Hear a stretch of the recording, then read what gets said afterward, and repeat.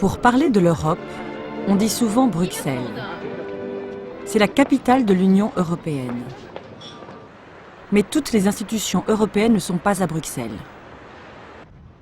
Et toutes n'ont pas les mêmes fonctions, ni le même pouvoir. Nous sommes à Francfort, en Allemagne, au siège de la BCE, la Banque centrale européenne, l'une des plus puissantes institutions du continent. En 2002, les habitants de 12 pays ont vu leurs francs, lire, pesetas et marques remplacés par l'euro. C'est maintenant la BCE qui fixe la politique monétaire et donc les taux d'intérêt.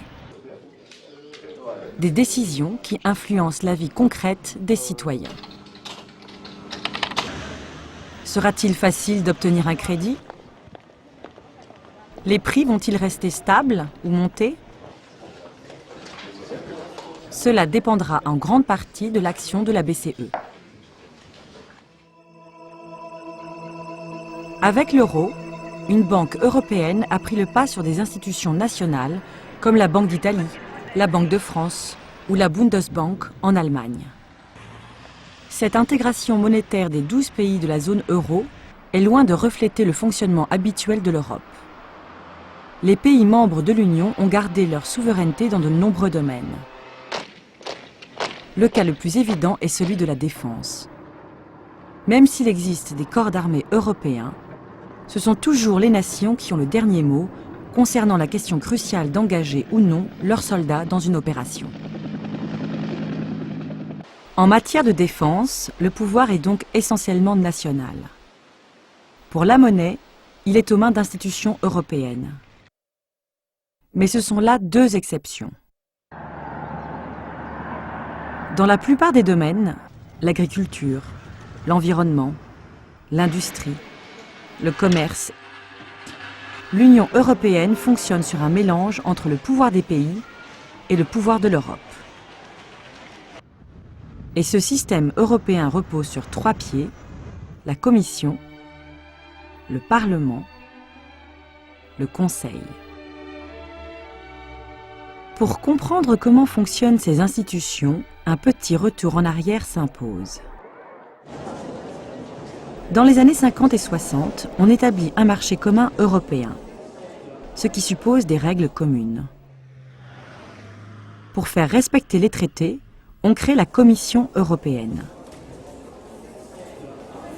Ces personnes sont les commissaires. Chacun représente l'intérêt général européen. Avant de rentrer en fonction, ils apparaissent devant la Cour de justice européenne pour prêter serment de ne pas recevoir d'instructions de leur pays d'origine. Dans certains domaines, la Commission fonctionne comme un gouvernement européen. C'est le cas dans les affaires commerciales. Elle représente l'Europe dans les négociations de l'Organisation mondiale du commerce. La Commission fait aussi respecter la concurrence sur le marché européen. Elle est par exemple intervenue sur le marché des stations-service d'autoroute en France. La Commission a obligé une grande compagnie pétrolière à vendre des stations pour éviter qu'elle ne se retrouve en situation de quasi-monopole. Un autre important pouvoir de la Commission est d'avoir l'initiative de proposer des directives européennes. Ces directives concernent des domaines aussi variés que l'égalité entre hommes et femmes, les normes anti-pollution ou encore la sécurité alimentaire. Depuis des décennies, la Commission propose des directives, mais elle ne décide pas. Je crois que... Ce sont d'autres institutions qui décident et votent. Le Parlement européen est élu au suffrage universel par les citoyens de l'Union. Chaque pays envoie un nombre de députés proportionnel à sa population. Le Luxembourg a 6 députés, la France 78, l'Allemagne 99.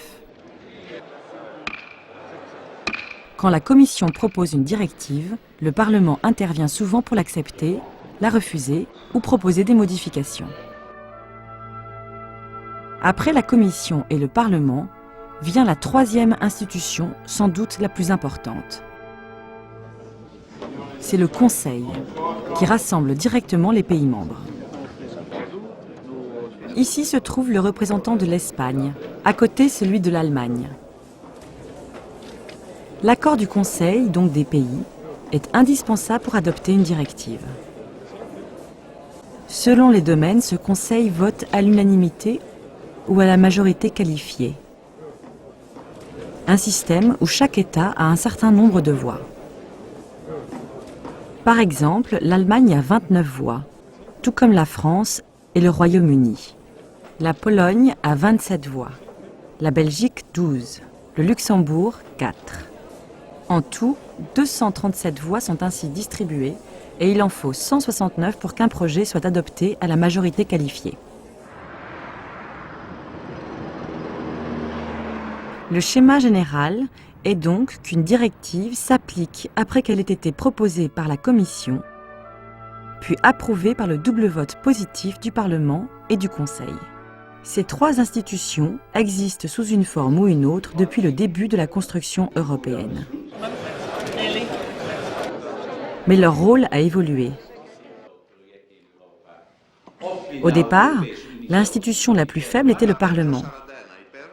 Mais dans les années 80 et 90, beaucoup ont critiqué un manque de démocratie dans le fonctionnement de l'Europe. En réponse, le rôle du Parlement, qui représente directement la population, s'est accru. Le Parlement vote maintenant l'essentiel du budget européen.